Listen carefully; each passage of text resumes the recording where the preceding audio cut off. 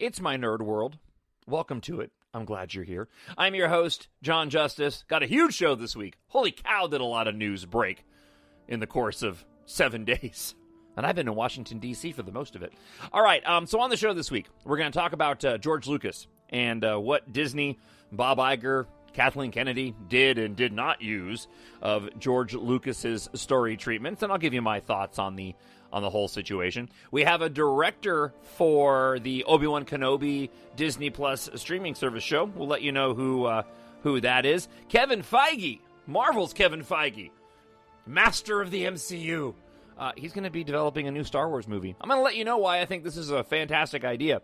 Plus, a lot of promotional stuff leaked this week, including the cover for Empire magazine, which one version shows Kylo Ren, the other one shows Rey.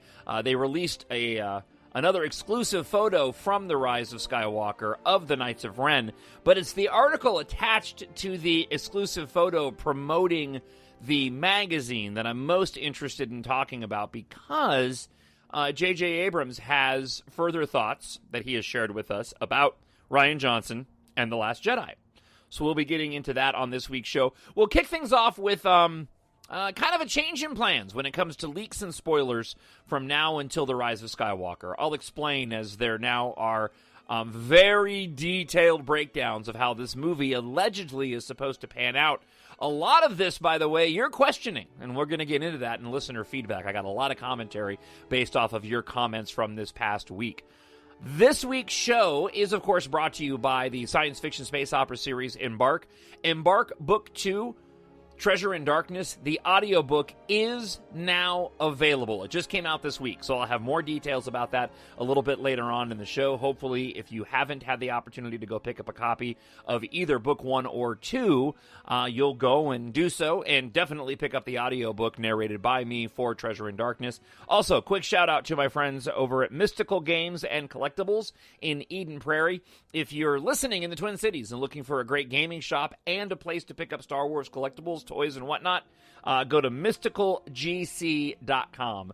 Mysticalgc.com, and we're working on a live podcast and potential book signing at Mystical Games and Collectibles sometime in the near future. So again, go to mysticalgc.com. All right, let's go ahead and get into the show for this week. We've passed on all we know. 1,000 generations live in you now. But this is your fight.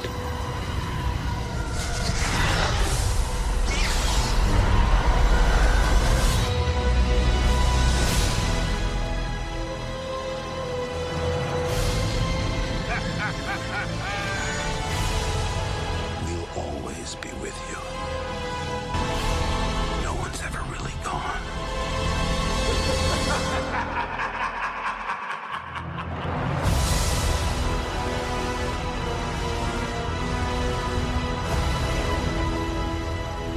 Nothing will stand in our way. I find your lack of faith disturbing. I will finish what you started. Who are you? I'm no one. There are stories about what happened. It's true. All of it. The Force. It's calling to you.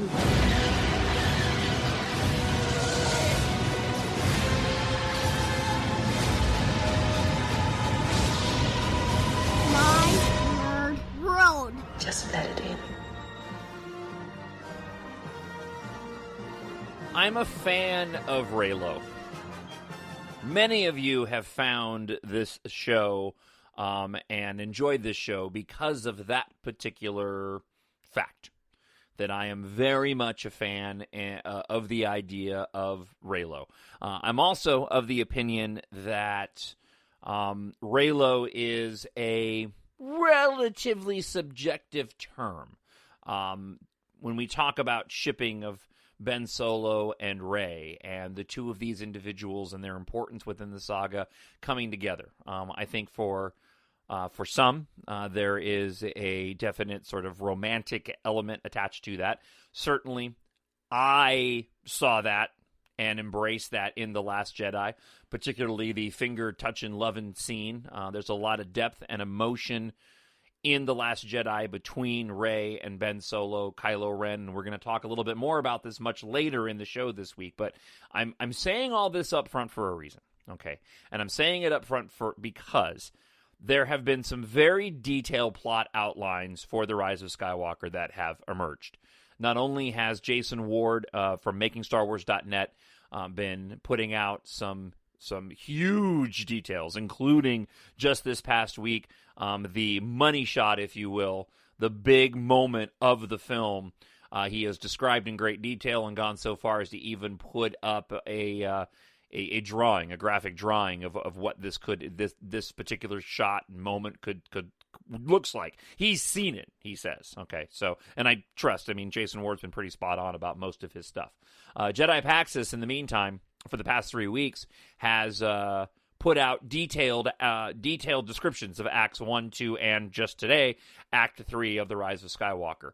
Still a lot missing based off of what we know from the trailers and some of the material. There's a lot of ancillary stuff that hasn't been told, but the core of the story and what happens with the majority of our heroes is all in there. Okay, so why did I bring up Reylo and why did I say that? Okay, I'm not going to get into the specifics of it. What I'm going to handle moving forward on the show is I'm not going to get into any more detailed breakdowns of the leaks that have been coming out on Reddit or otherwise. And the reason being is because we are going to be getting to this movie rather quickly. There's only going to be a handful of shows before, one or two shows before the trailer arrives, and certainly just a handful of shows before the movie is actually here. And I really want to treat all the episodes leading up to the debut of the movie in theaters and my first reaction video and all the my first reaction podcast and all the podcasts that will come after the film is released. I really want to take the time between now and when the film comes out to be a celebration of the promotion leading up to The Rise of Skywalker. I'll be focusing mostly on the official released news, some of the product stuff that's been leaked out. There was a style guide that came out over the weekend with a bunch of fantastic images that will be used in the promotion for the film. A lot of interesting catchphrases and statements like bring back the Sith and Sith resurgence and things like this. More artwork of the Knights of Ren. Some detailed photographs of some of the vehicles that are going to be in the movie. Force Friday is coming up later on this week on Friday, so we're going to have toys to be able to talk about. Plus, there's a bunch of other news, surrounding Star Wars, along with The Mandalorian, and I really want to take the next handful of shows leading up to The Mandalorian, the Season 2 premiere of Resistance, Rise of the Resistance, Star Wars Resistance, not Rise. That's the ride. But the cartoon, right? Season 2 of the cartoon, and of course the Rise of Skywalker as well. I'll be dancing around the edges of some of these leaks, but I'm not going to get into the details of them. So if you've been along for the ride so far, and I've ridden the line when it comes to spoilers, I am confident in saying that you'll be happy moving forward, that I'm not going to get into the details of this. We'll wait to see how all of this plays out. Okay, so why did I bring up Reylo? I brought up Reylo for this particular reason. This is the only thing that I'm really going to dive into on the show, and I'm not going to go into great detail. If some of these alleged plot lines bear out the way that they're saying, the movie plays out the way that it's going to say, I'm fairly confident there's going to be a lot of people that are not going to be very pleased. Okay, and what I want to say up front, and I've mentioned this before, is the way that I treat these films is, again, historical documents. What I would like to see happen, what I wish would happen, may not necessarily be what is going to happen, and I am absolutely okay with that. I am absolutely okay with what I've read so far. It's all going to be in the execution of this. And if some of those things that I really wanted to see happen don't happen, I'm not personally going to go and let it ruin my enjoyment of the film. I'm not creating these movies. I am not a Star Wars content creator. I am an EMBARK science fiction series creator. Those are my stories. If somebody else goes and works on stories that are about my world that I've developed, then I can have a say in the matter. I don't have a say in this matter. I really like what I've read so far. If the detailed outlines are true, I am through the moon excited for this film. Even if potentially things may not shake out for our core characters the way that this hopeless romantic wishes that they would go and shake out. I am okay with that. I love Star Wars, and I just want good Star Wars movies being told. And if they don't do exactly what, I'm thinking would be cool or best or excited to see, I'm okay with that. As long as the movie's good and they tell a good story. And that may not be the story that I thought they were going to tell. So I just wanted to say that up front. I like to be positive about Star Wars, and I don't want to go into any Star Wars movie thinking that this is how things should be. And then if it doesn't turn out that way, I'm going to be upset. You do Star Wars the way you want to. I'm not going to do it that way. I love Star Wars too much to let, woulda, shoulda, coulda's affect my overall enjoyment of what this film can be. And I fully respect and understand that for many of you, that may not be the case. For many of you, you want things to go a certain way, and you think that's the best storytelling, in which case the way that this movie shakes out may not end up being what you wanted to see or what you thought was best, and that's up to you. I'm just telling you that that's where my head is at on it. Based off of what I read, I'm really, really excited for the potential of what this movie has to offer. I really am. I'm excited for what J.J. Abrams and Chris Terrio may have put together. I don't personally have any major issue, apart from if I were doing it, maybe I would have done things differently. Shoving that aside, I'm excited to see every single element of this film that has been laid out so far and how it is executed. I personally think that J.J. Abrams is a fantastic filmmaker. I'll keep saying it. He makes re-watchable films. They're exciting. They're fun.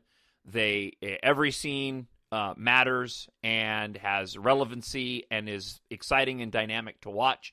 And if these descriptions written by individuals who are not a part of the creative process or even writers in their own right, are even, if what I've read if just these breakdowns ends up on screen, I'm going to be incredibly happy as a Star Wars fan.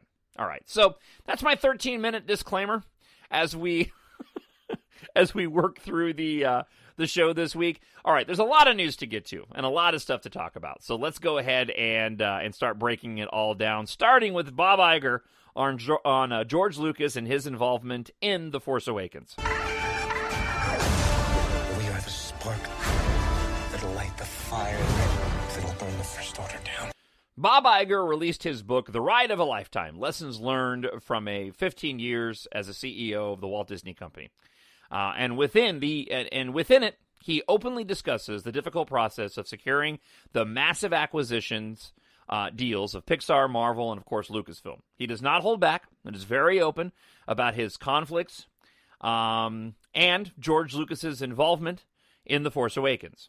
It is a very thorough look, to be honest, and I do recommend people purchase the book if they want details, especially about how Iger and Lucas formulated the sale, according to this behind-the-scenes article that was released.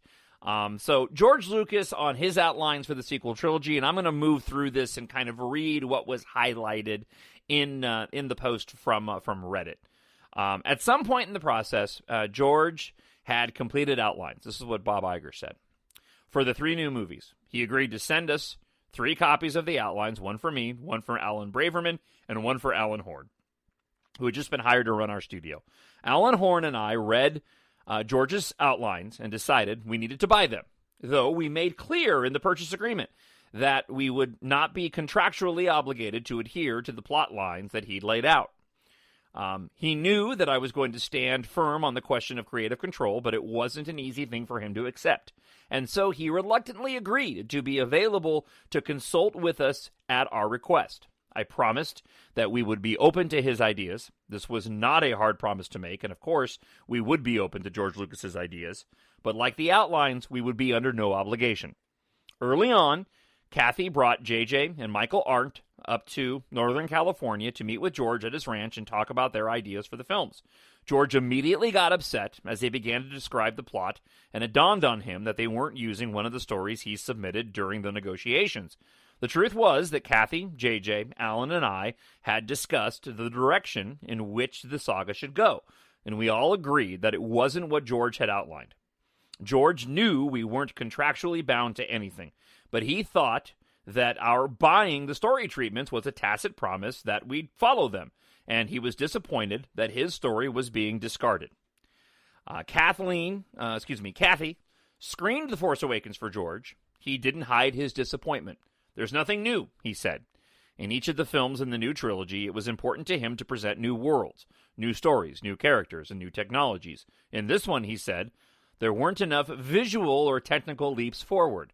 He wasn't wrong, but he wasn't appreciating the pressure we were under to give the ardent fans a film that felt quintessentially Star Wars. We'd intentionally created a world that was visually and tonally connected to earlier films, to not stray too far from what people loved and expected. And George was criticizing us for the very thing we were trying to do. Even though he had issues with our film, I thought it was important for George to be at The Force Awakens premiere. He didn't want to come at first, but Kathy, with the help of George's now wife, Melody Hobson, convinced him that it was the right thing to do. Among the last things we negotiated before the deal was a non-disparagement clause. I asked George that he wouldn't publicly criticize any of the Star Wars films we made. When I brought it up with him, he said, I'm going to be a big shareholder of the Walt Disney Company. Why would I disparage you or anything you do? You have to trust me, and I took him at his word. And of course, George Lucas had made the comment about the white slavers comment, and that's kind of what it felt like when it came to selling off, the franchise. And he apologized, for those statements afterwards, and has been rather quiet in his commentary about Star Wars. I know he said that he thought Rian Johnson's film was beautifully shot, but didn't really provide any detail apart from that. So, what do I think about all this? In a word, I don't care. I'm not trying to be crass or even callous. I don't care. So let me add context to that. We live in a world that, unfortunately, we are able to gather information and receive information and get background on projects that we never would have been able to get background or information on before. Leaks are at like an all-time high. We know about every single director move and producer move within all of pop culture. Versions of movies that exist or don't exist. I mean, so much of this stuff was stuff that you would find out years down the line during documentaries about films. I mean, I only found out a couple of years ago that Back to the Future was shot with a completely different actor before, Michael J. Fox took over the role. And if that were today to have happened, people would be demanding that they see the other version. I'm just giving you one little example. To me, it's to the detriment of fandom that we know all of this information and all these details. It doesn't help our enjoyment of the films, in my opinion. It does more harm than it does any good. For a lot of people, it doesn't matter, but for a lot of people, it does, and it helps them to go and force their opinions, reinforce their views on certain things. In this case, I understand Bob Iger putting it in a book, and I'm glad he was open and honest about it. That's all fine and dandy. That's not like that would have changed because of social networking, but social networking allows that to be disseminated at a mass scale. If we didn't have Facebook and Twitter and YouTube, when it came to a book by Bob Iger, it would be resigned to articles being written about this particular thing that only a handful of people would see, rather than full hashtags trending on Twitter based off of George Lucas being upset because they didn't use his story treatments for The Force Awakens or the sequel trilogy. I don't care. George Lucas, I love, obviously.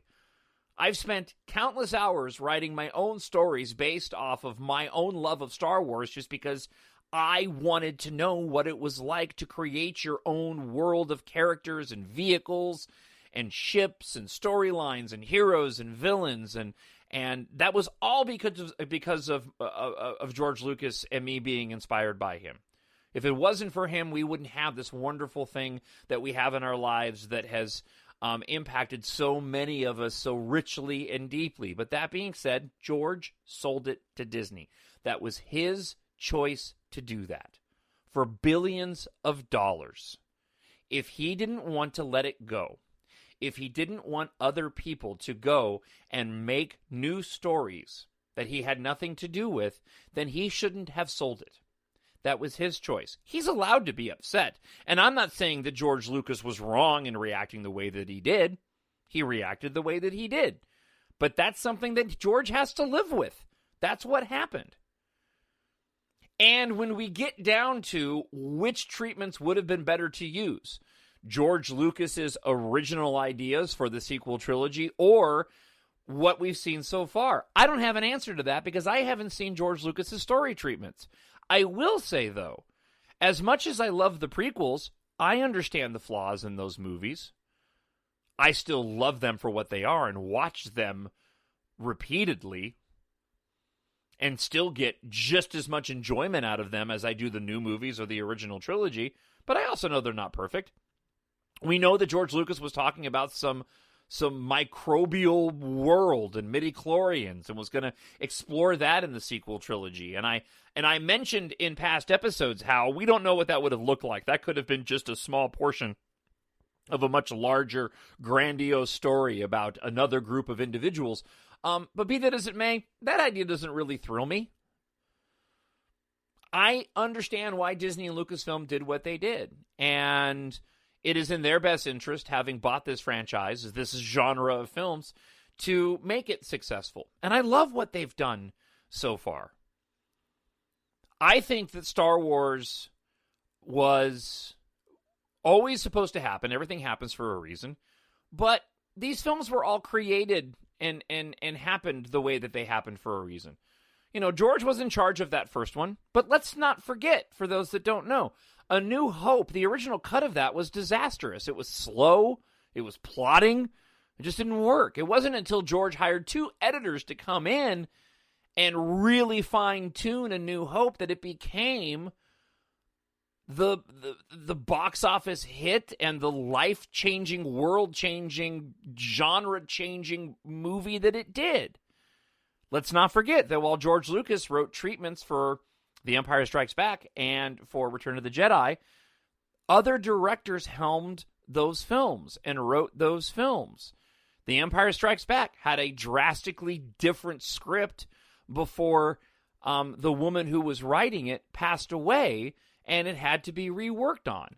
George Lucas didn't necessarily care for the way the Return of the Jedi was playing out under Richard Marquand, and came in and was basically on the set every day.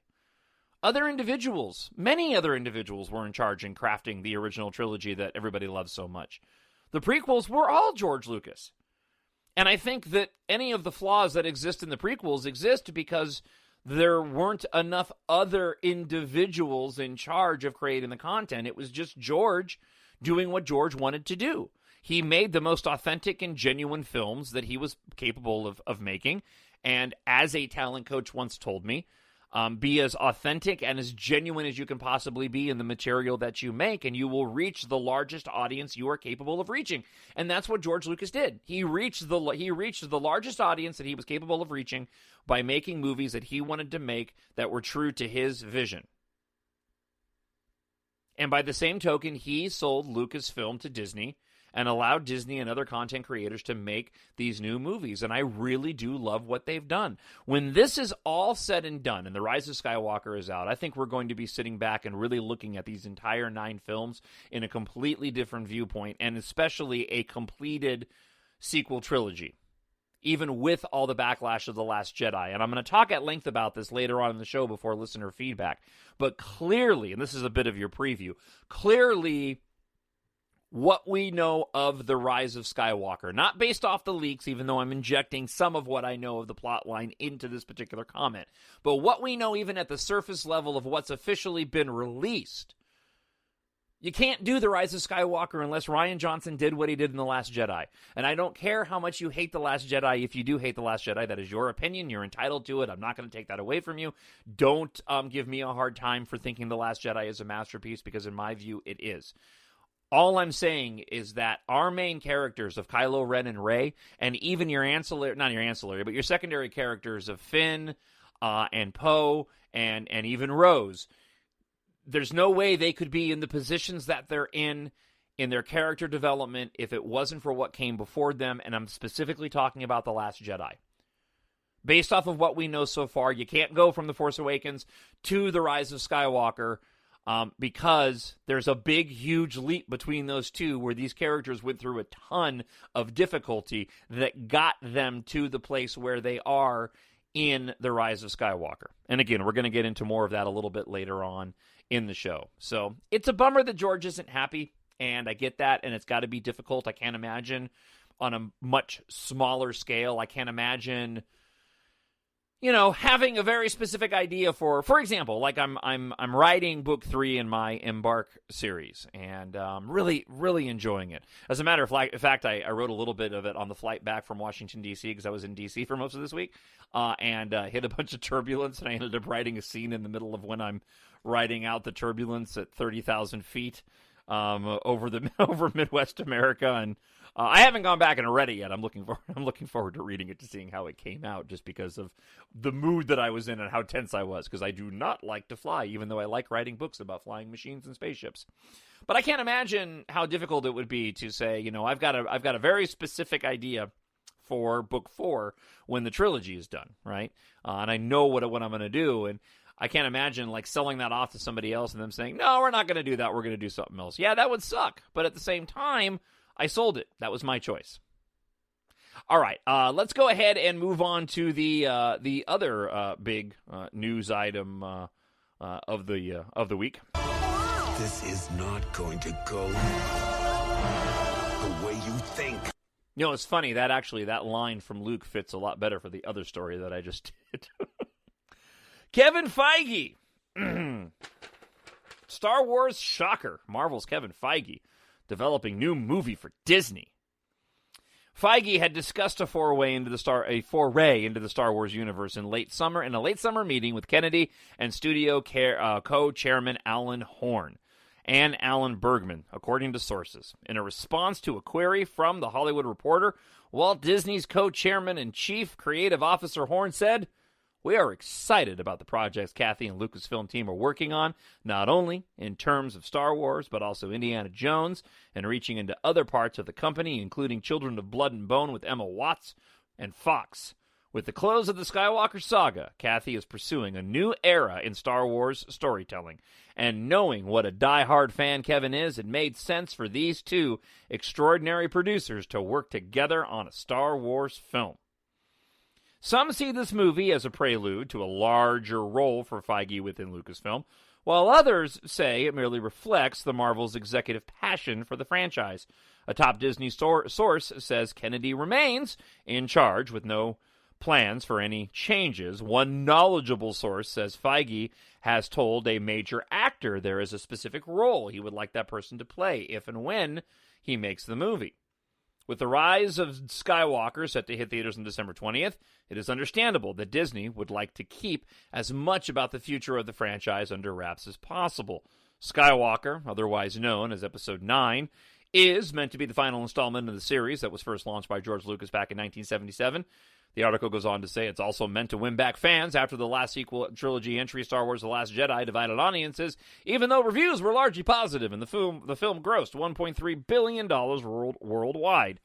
Under Feige's leadership, Marvel has had an extraordinary run of hits, including 4 of the top 10 movies ever released. Avengers Endgame, $2.9 billion, surpassed Avatar to become the top grosser of all time, not adjusted for inflation. Feige has a packed slate of Marvel movies and TV in the works, and he's expected to take a big role in developing the Marvel heroes like the X-Men that Disney got in the Fox acquisition. Disney's been criticized for its lack of women in top roles at the company, so any move to displace Kennedy may create perception problems, according to The Hollywood Reporter. Seems to be something that was just injected into there to be woke, for lack of a better word. In his Times interview, Iger acknowledged that women and people of color were not well represented, but said, "I'll change that before I leave." While Disney and Lucasfilm have scaled back development of Star Wars movies, in part due to the poor performance of Solo, it is still working on future movies. Both Last Jedi helmer Rian Johnson and Game of Thrones showrunners D.B. Weiss and David Benioff are working on future projects set in the Star Wars universe, and with Disney ramping up its streaming service, Lucasfilm will be an important piece of the puzzle. Jon Favreau's live-action Star Wars space western, The Mandalorian, set to premiere on November 12th, and Rogue One prequel series in the works, as is the Ewan McGregor-led Obi Wan Kenobi series. We'll give you more details on that in just a second. So, oh my gosh, that's a lot of information. What do we make of all of it? That's cool, man. I dig it. So listen, I've heard a lot of people sort of extrapolating that this could mean Kevin Feige could be moving into the role of Kathleen Kennedy. If he does do that, I'm fine with it. Why am I fine with it? Because Kevin Feige knows how to make good movies. Now, I know a lot of people, and I heard somebody make a comment on this, actually it was Jedi Council, I think it was Ken Knapsack said it, talked about how he likes all the Marvel movies, but he's only watched them once. But he still likes all of them, okay? I probably watched all the Marvel movies several times. I enjoy the Marvel movies quite a bit. Not as much as I enjoy Star Wars, obviously, but I do go and I do very much like them. Now, I'm not saying that Star Wars needs to be the MCU in the terms of rollout of movies. I'm not saying that in the least bit. What I am saying is Kevin Feige knows what he's doing. Kevin Feige knows how to put people in positions to create content that people will enjoy. He knows how to craft stories and how to hire people who know how to craft stories. Kevin Feige is a massive Star Wars fan. As a matter of fact, I'm under the impression that he's actually a bigger Star Wars fan than he was a Marvel fan. Okay? So, Kevin Feige going and taking the reins of Star Wars to me is or doing a Star Wars film. Let's just take it for what it says, a Star Wars movie. Kevin Feige in charge of taking a Star Wars movie, in charge of making a Star Wars movie, gets me really, really excited. He seems like a person that, to really make it simple, gets it. He gets it. And I am genuinely curious to find out what he would do with a new Star Wars movie and what it has the potential to set up. What does that mean for Rian Johnson? What does that mean for D.B. Wise, for David Benioff and D.B. Wise? I have absolutely no idea. I think that things with Disney are a lot more fluid than a lot of us would be led to believe. I'm praying that next year at Celebration in Anaheim, which I will be at, that we will get a very clear path of where the movies are going, that Disney will have their sort of their head wrapped around what the next 10 years of Star Wars is going to look like and in what capacity. I still think that leaked list of movies, the release schedule, is also fluid. I know they're saying we're not supposed to get another Star Wars movie until 2022. I think that anything is possible and things could change. It reminds me a lot, and this is a really bad example, but I'm going to use it anyways because it popped into my head. It reminds me a lot of when. Well, I'll use our producer as the example because this is a real world example and this actually happened. So Samantha, our radio producer for the radio show that I do on a weekly basis, single, right? Is dating people, but is for all intents and purposes single. And I know that recently we had a conversation, and she had broken up with somebody and said that I don't really want to see anybody anymore. I don't want to get tied down to any commitments. I just don't want a relationship right now. And I jokingly said, yeah, I get that. I could totally get that. And I could see why you would feel that way. I said, however, that always can change the moment the right person comes along. Right? Anybody can say they want to be single and they don't want to date anybody. But when you meet somebody and you like them, right? And if there's a connection there, there's a connection there. I think Disney's treating this very much the same way. They got a schedule. This is what they're looking at. This is the plan. But if somebody comes along and they've got a really good idea, why sit on it and why wait? Move forward. Get moving on it. Right? Bob Iger and Kathleen Kennedy could be like, yeah, we don't want to date anybody right now. We're going to take a break from Star Wars, get the fans a rest. right up until that person walks up and that person's script and treatment looks really, really good. Well, maybe we should get out on top of that. I think Kevin Feige is that person that in the middle of Disney not wanting to date anybody when it comes to a Star Wars theatrical film, Feige walks up and they go, hey, we'll go out with you. That'll work. Now, I have no evidence of, Feige putting together a treatment, whether or not there's an actual idea that's there. This could have just been, hey, you want to do a Star Wars movie? Yeah, let's do a Star Wars movie. Great, I'll do a Star Wars movie. I have this time in the schedule. But again, based off of what he's done with the MCU, are you kidding me? Look, history will, regardless of how you feel about the Marvel Cinematic Universe, right? History will tell the tale of the effort that was made in the first, couple of phases of the Marvel Cinematic Universe that ended up with the highest grossing film of all time. It's incredible what they did going back and starting with Iron Man some 10 years ago in a relatively short period of time. So yeah, by all means, the guy that pulled that off, yeah, let him go and dip his toe into the murky waters of the trash compactor. By all means, please do. That has me really excited. All right, let's go ahead and we will move on to our next item of business, and we won't give it a transition because it's kind of along the same lines. This comes out of StarWars.com. Deborah Chow has been tapped to direct the new Obi Wan Kenobi series that is exclusively set for Disney+.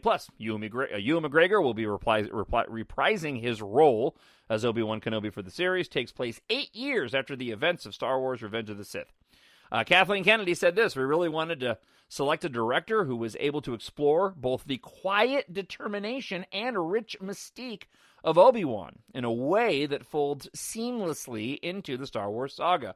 Based on her phenomenal work developing our characters in The Mandalorian, I am absolutely confident that Deborah is the right director to tell this story. The series will be written by Hussein Amini, the alienist in Drive. Chow, Amini, and McGregor will serve as executive producers alongside Kathleen Kennedy, Tracy Seward, and John Schwartz. Jason McGatlin and Lucasfilm Executive Vice President will serve as the co-producer. Look, I don't have a ton to say about this. I will have more to say once we actually get to see some of the Obi-Wan Kenobi series. I will say, though, if they're just using one director, that's kind of cool. I like that idea. Originally, for those that don't know, there was a script for an Obi-Wan Kenobi movie, and my understanding is the script for the Obi-Wan Kenobi movie has now been changed into this series, expanded upon and sort of stretched and pulled to make it a series with Obi-Wan Kenobi. And so if they're just using one director, I like that idea. Mandalorian, I think, is probably more suited to have multiple directors and visual style, where this is going to feel much more like one really long 6 or 7 hour film. All right, let's go ahead and move on to lots of Rise of Skywalker information. When I found you, I saw raw, untamed power. And beyond that, something truly special.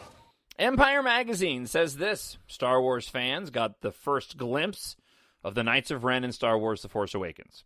Kylo Ren's squad briefly popped up in Rey's lightsaber-induced Force-back sequence, and a tantalizingly brooding shot of the mysterious crew surrounding the sequel trilogy's corrupted villain, and that they weren't referred to again and didn't even get a passing mention, and that was it. They weren't referred to again.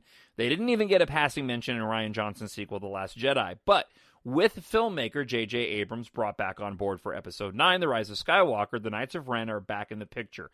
The Empire has a world-exclusive new image of them as seen from the November issue. And really, it's a profile shot of the Knights of Ren. And it is the first official photo from the film that we've seen of the Knights of Ren. The crew's return is emblematic of Abrams' approach to the final installment of the Skywalker saga. Picking up the baton, from Johnson's middle film, nurturing seeds he first planted in The Force Awakens and bringing the whole thing home. And while Johnson took several plot threads, Rey's parentage, Snoke's fate, in surprising directions that some fans were and still are unhappy with, Abrams had no qualms with incorporating Johnson's choices. I never found myself trying to repair anything, he tells Empire. If I had done 8, I would have done things differently, just as Rian would have done things differently if he had done 7. But having worked on a television series, I was accustomed to creating stories and characters that, when they were run by other people, if you're willing to walk away from the thing that you created and you believe it's in trustworthy hands, you have to accept that some of the decisions being made are not going to be the same that you would make. And if you come back to it, you have to honor what's been done. So these are probably some of the most specific comments that have been made so far about J.J. Abrams and his thoughts about The Last Jedi. Already, in my opinion, The Last Jedi carries more weight. We know that The Rise of Skywalker is going to be very heavy, with Kylo Ren and Rey squaring off time and time again throughout the film, leading to the climax and how that's going to play out. You can't get there without The Last Jedi. And The Rise of Skywalker will be a better film and has the potential to be great because of what Rian Johnson did in The Last Jedi. I just got done watching The Force Awakens again. I watched it when I got home from DC. Just needed some Star Wars. I've been reading all this Rise of Skywalker stuff and looking at the latest leaked photos and promotional pictures and just a bunch of great stuff getting me really hyped for the film. So I wanted to go back and revisit The Force Awakens. Love that movie. I really do. However, the emotional connection between Kylo Ren and Rey, it's there. Don't misunderstand. The interrogation scene, certainly. The scene on Starkiller Base at the end. But listen, you can't jump from that to what we already know about The Rise of Skywalker and the tension between these two characters unless they are put through what they're put through in The Last Jedi. Kylo and Rey, right? They wouldn't have what they have and what they're going to have in The Rise of Skywalker if not for what Rian Johnson did with those characters, right? The tension of those two and what we know of, even what's been released of The Rise of Skywalker, you can't get there without what Rian Johnson did. And already I'm of the opinion, I'm going to go and watch The Last Jedi tonight. Again, I'm already very much of the opinion that The Rise of Skywalker has the potential to be great because of the dynamic between those two. It's the Reylo thing, right? Depending on how you shake down Reylo, Kylo Ren, and Rey together, they are the dual protagonists of this series. And what Rian Johnson did with The Last Jedi was put those two through some very difficult situations. And they are drastically different people from the start of that film, the end of The Force Awakens, the start of The Last Jedi, to the end of The Last Jedi, and going into The Rise of Skywalker. I know a lot of people aren't going to see that, and I really do hope that within a long enough timeline, and it doesn't matter to me. It doesn't affect my enjoyment of The Last Jedi at all. But I really do hope that some people come back around and see what Rian Johnson did. Just for their own enjoyment, because it does bum me out that somebody goes and looks at The Last Jedi and doesn't like it. And what a bummer. Those films provide me with so much, such an abundance of joy. It's really unfortunate that for other people, it just isn't the case for them. There's a lot of other things that we could get into about The Rise of Skywalker based off of the leaks that we've seen so far. Like I said, there was that amazing style guide with all these different photographs of these characters from the film. There was the 45-minute Triple Force Friday toy reveal that had a majority of the actors from both Well, from all three, from Jedi Fallen Order, which is coming out later this week, to The Mandalorian, to The Rise of Skywalker. It was a really fun 45-minute watch. They didn't show all of the toys that are going to be available. I know that yakface.com and yakface on Twitter tomorrow, on Monday, is going to be releasing a full sort of checklist guide of what you can get on Triple Force Friday, even though I guess some Walmarts have already put out some of the displays. I went to one today, and they didn't. That particular Walmart didn't have anything. Didn't have anything there. But again, there's been a lot of stuff coming out this week, and it's getting me really excited for this movie. But I'm not going to get into any more of that on the show this week. Triple Force Friday is next week. Next week's show, we can talk more about the toys. Hopefully, I will have gotten my shopping complete by then, and I won't have any money left in my bank account. That's not what I'm planning to do, but I know me well enough to know that I'm going to have to keep myself in check. And we can get into more of that coming up on next week's show. And again, like I mentioned, when it comes to these leaks, and there's a lot of this stuff we're going to get into again when it comes to listener feedback, because a lot of your feedback from last week was based off of the Act 2 leak that came out from Jedi Paxis, and so we'll get into a little bit more of it, a little bit more of that coming up in just a moment. All right, let's go ahead and shift gears and get to listener feedback for this week. I need someone to show me my place in all this. This is not, we'll start here. I got a really fun one to officially kick off listener feedback this week. This one is not directly related to the podcast. I just want to give my friend a shout out. Shlomo writes this. Hey, John, thanks for sending your first 2 books over when we didn't have Amazon available. This was in Israel. Israel finally got Amazon, and Shlomo picked up EMBARK 1 and 2 on audiobook. So Shlomo's been a big supporter of the podcast for a long time now, both the Depeche Mode one and this podcast, and he was unable to get the ebook copies for EMBARK 1 and 2, and so I sent him over my copies that I have, because I have copies of the ebook on my computer.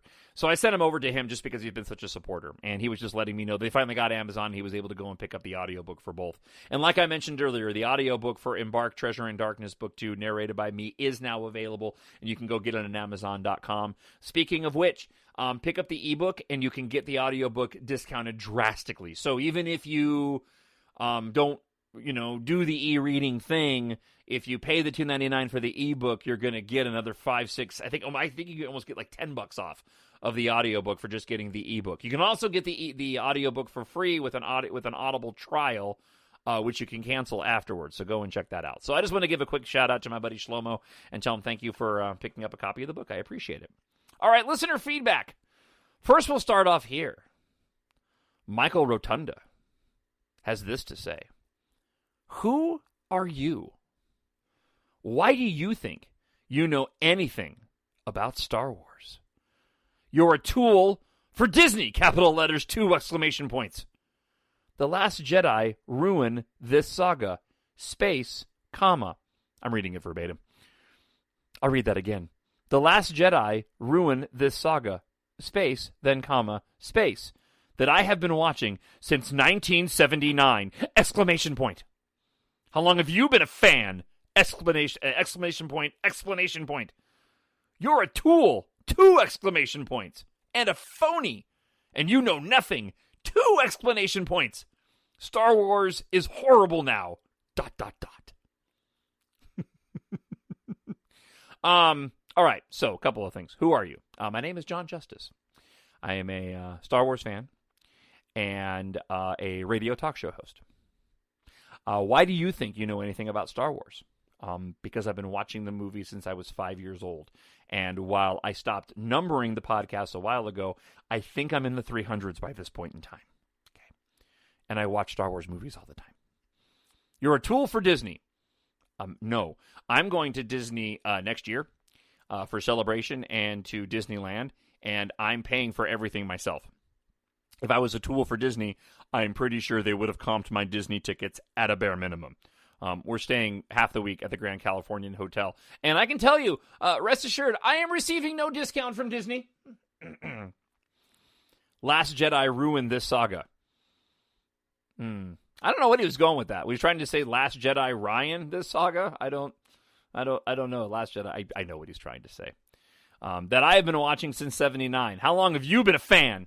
Well, I saw A New Hope in theaters within its first 2 months, between May and June of 1977 when I was 5 years old. So I've been watching since 1977. Does that mean I win, Michael?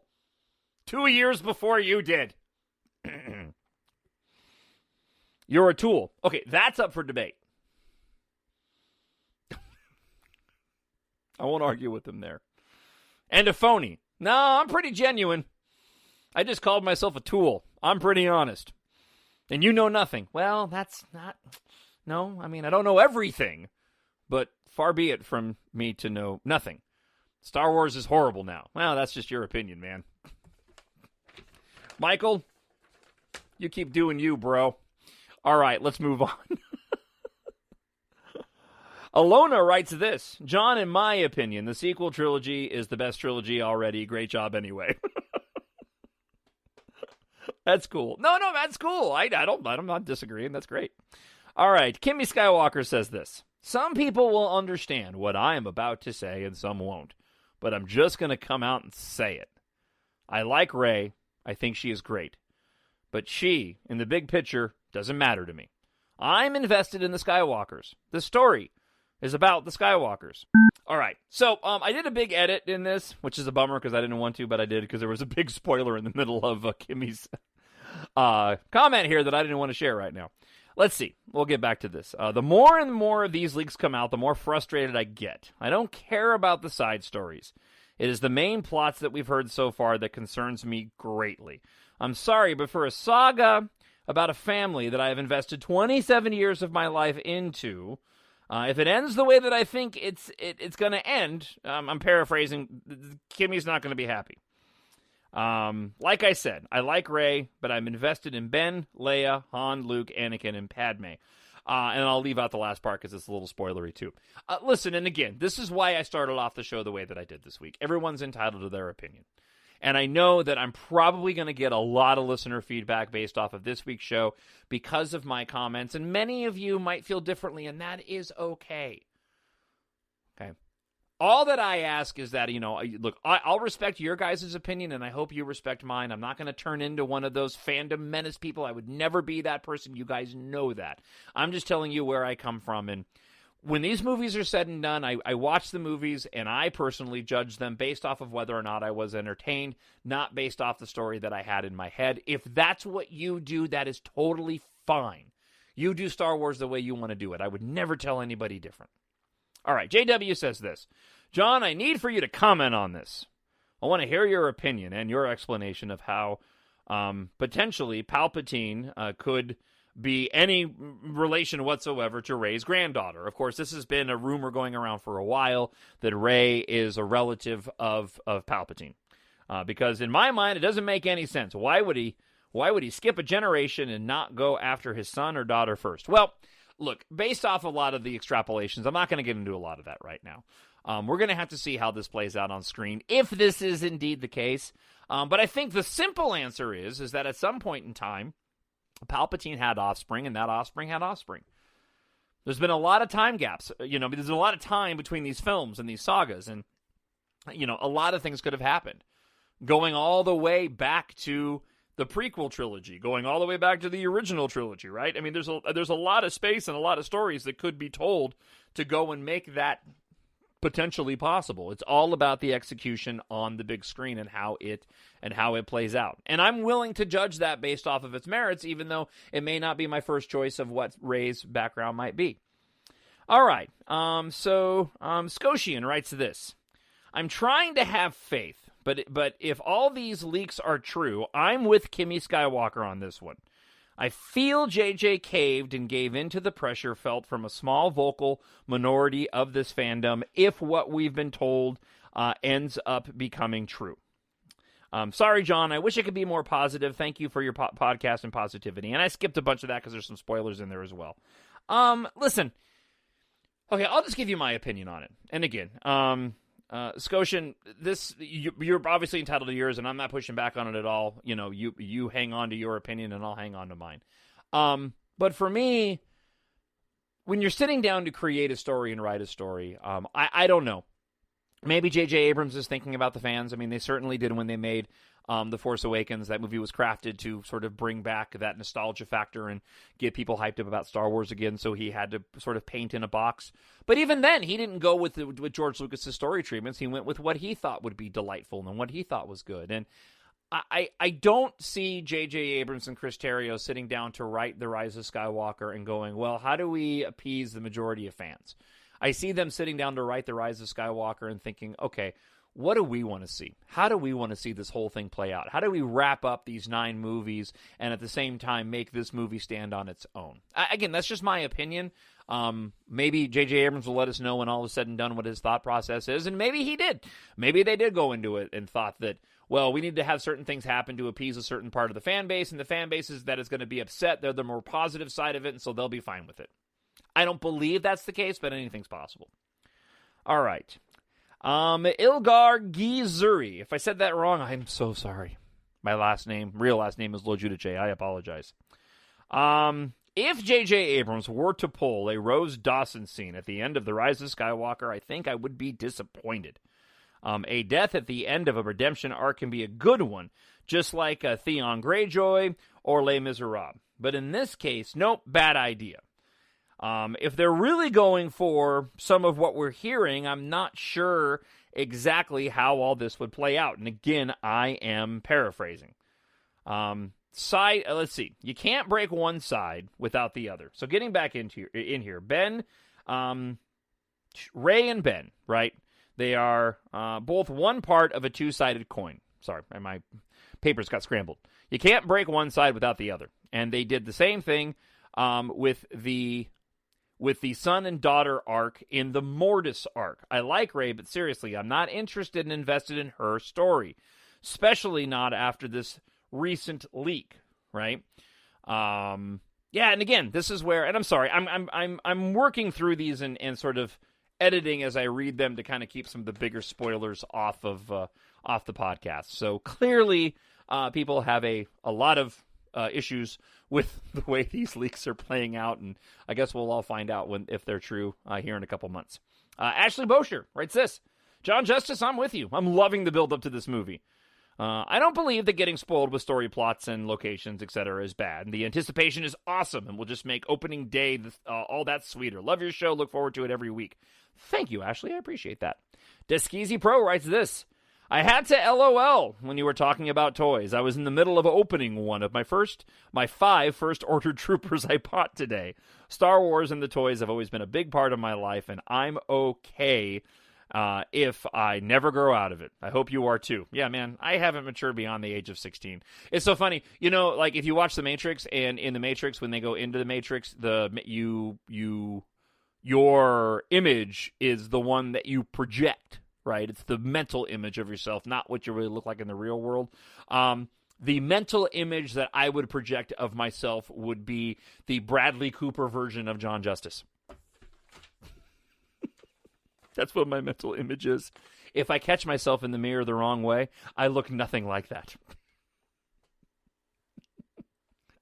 Thank you, Deskeezy Pro. I appreciate it. Miranda writes this: personally, I'm treating all possible potential rumors and even the marketing as a game of 4D chess.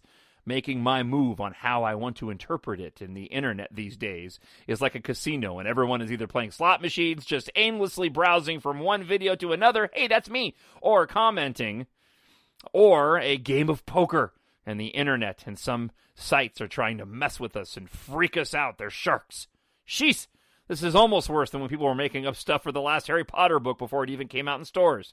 Anyway, I'll decide where to make my move or what to believe from here going forward because I trust the mythology. Miranda, I love your writing on this, by the way. That's the best. I will decide when to make my move. I'm serious. I dig that. That's cool to me. I trust the mythology and fairy tales like storytelling of Star Wars to help paint a picture for me and understanding what it means for one to transform themselves to rise above when one has been at their lowest for so long. But that's just me. No, I dig that. I just go back. It's almost worse than people making up stuff for a Harry Potter book before it came out in stores. But anyway, I'll decide where to make my move or what to believe going forward because I trust the mythology. That's amazing. I just like to decide when I'm going to make my move. Thank you, Miranda. I appreciate that. All right, let's see. Friend of the show, Anthea Gaia. Amy writes this. All these Jedi Paxis leaks basically throw Reylo to the wind and just don't make any sense with everything set up in TFA and TLJ.